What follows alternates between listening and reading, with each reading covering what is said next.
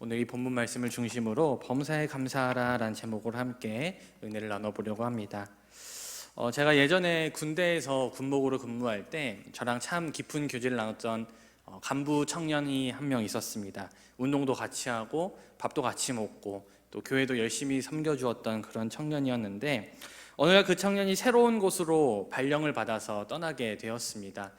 그리고 그곳으로 하필이면 가게 된 곳이 굉장히 힘든, 다른 사람들이 좀 꺼려하는 그러한 곳으로 좀 가게 되었어요.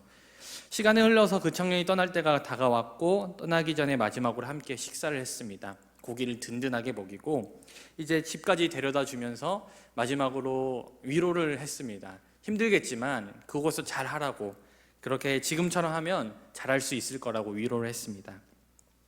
그런데 제가 그 말을 했을 때 그 청년이 저에게 대답했던 그 말이 아직도 제 마음속에 남아서 감사에 대해서 좀 생각을 하게 만들었어요. 그 청년이 뭐라고 말했냐면 이렇게 말했습니다. 목사님, 그래도 저보다 힘들게 군생활한 사람 많으니까 전 그래도 감사해요 라고 얘기했어요. 여러분, 이 청년의 고백을 여러분들은 어떻게 생각하십니까? 범사에 감사하라. 오늘 우리가 함께 읽은 이 말씀은 감사에 있어서는 절대로 빼놓을 수 없는 말씀이고 많은 이들이 알고 있는 말씀이라 생각합니다. 그런데 이 범사에 감사하라면 무슨 말입니까? 범사란 모든 일이죠. 다시 말해서 범사에 감사라는 말은 나의 삶에 일어나는 모든 일에, 모든 순간에 감사하라라는 뜻입니다. 그렇다면 여러분들은 범사에 감사하면서 살아가는 삶을 살고 계십니까? 저는 오늘 말씀을 본격적으로 시작하기 전에 우리가 감사를 대하는 세 가지 모습을 좀 살펴보고, 정말 이것이 범사에 감사하는 것이 가능한지, 이것으로 가능한지 살펴보려고 합니다. 첫 번째는 나의 삶이 더 나아졌을 때 하는 감사입니다. 대부분의 사람들의 감사의 제목이 바로 여기서 나오는 것이죠. 오랫동안 골머리를 썩이던 문제가 해결되거나 일이 잘 풀려서 나의 삶이 더 나은 방향으로 나아갈 때 우리는 하나님께 감사합니다. 물론 그 모든 것이 하나님의 은혜임을 믿고 그것으로 하나님께 감사하는 태도는 잘못된 태도가 아니에요. 그것은 마땅히 우리가 감사해야 될 감사의 제목들입니다. 그런데 문제는 우리의 삶은 늘 잘 될 수만은 없다는 것이죠.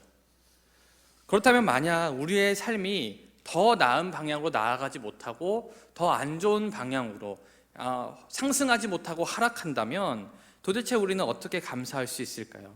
만약 우리의 감사의 제목이 나의 삶이 더 나아졌을 때만 나오는 제목으로만 감사한다면 우리의 인생이 내리막을 걸어갈 때, 하는 일마다 안 돼서 너무 많은 실패를 경험하여서 포기 직전에 와 있는 상태일 때 우리는 범사에 감사할 수가 없습니다.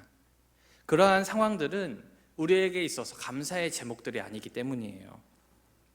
두 번째로는 내가 가진 것으로 인해 감사하는 모습입니다.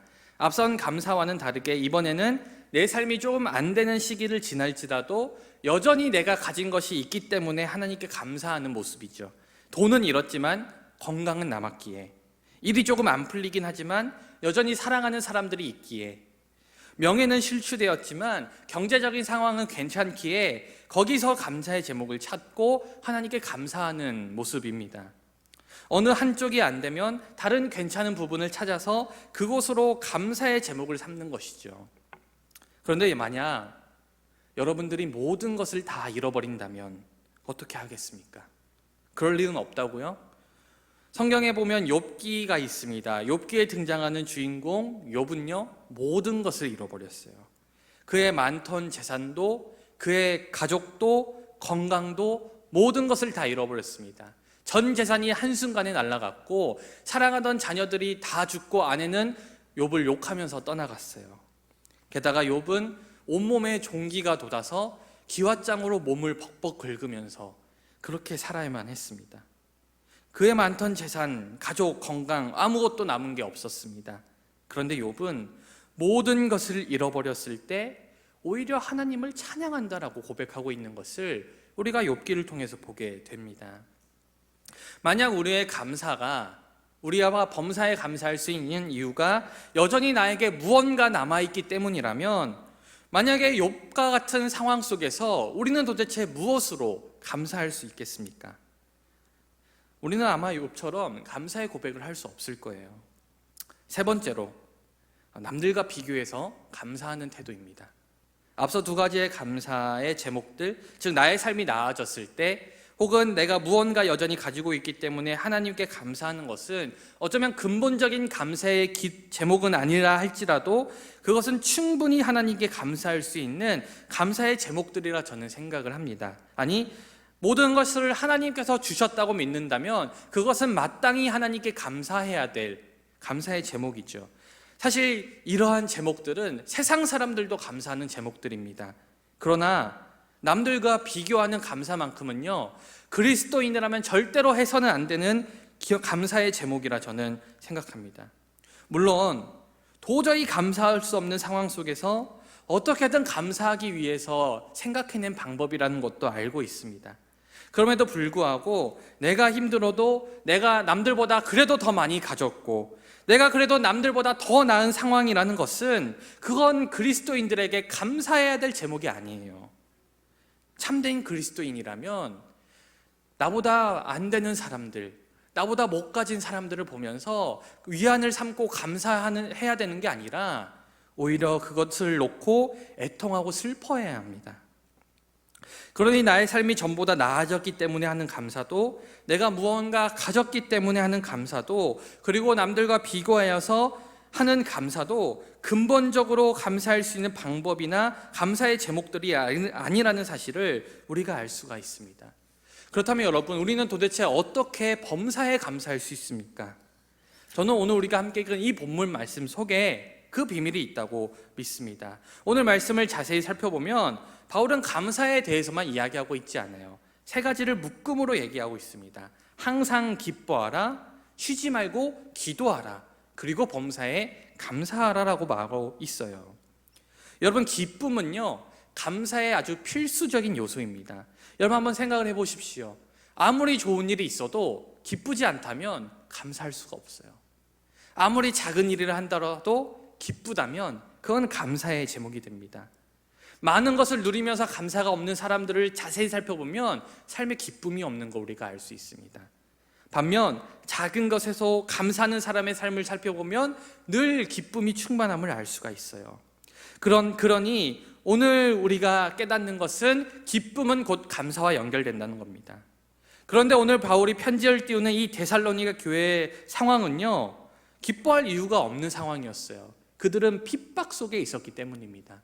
예수를 믿는다는 이유로 박해를 받고 있었어요. 그런데 오늘 바울은 이들을 향해서 항상 기뻐하라라고 얘기하고 있어요. 어떻게 기뻐할 수 있느냐? 그 방법을 그 이유에 소개하고 있습니다. 바로 기도이죠. 기도는요, 그리스도인들에게 기쁨의 원천이 됩니다.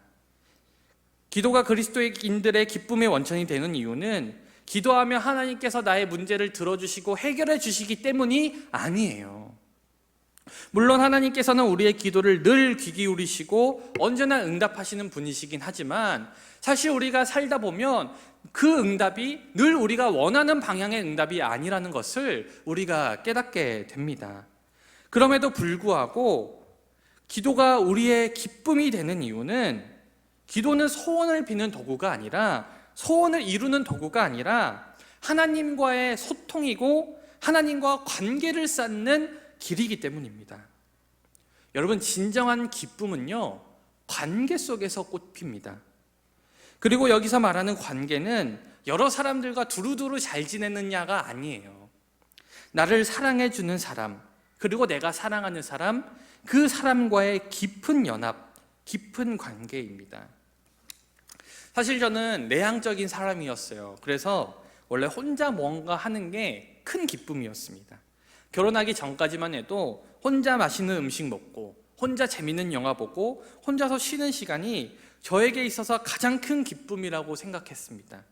물론 그러한 시간이 지금도 저에게는 여전히 의미 있고 좋은 시간이기는 하지만 지금은 더 이상 그것이 나의 인생의 가장 큰 기쁨이라고는 생각하지 않습니다.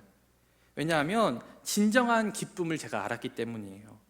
사랑하는 아내를 만나고 결혼하고 나서부터는 혼자서 하는 것보다 사랑하는 사람과 무엇을 함께하는 게 진정한 기쁨이라는 것을 매일매일 깨달아가고 있습니다. 맛있는 것을 먹어도 혼자 먹을 때보다 같이 먹는 게 더 기쁘고, 아니 내가 맛있는 음식을 안 먹어도 사랑하는 사람이 맛있는 음식을 먹고 행복한 모습을 보는 게 더 기쁘다는 사실을 날마다 체험하고 있습니다.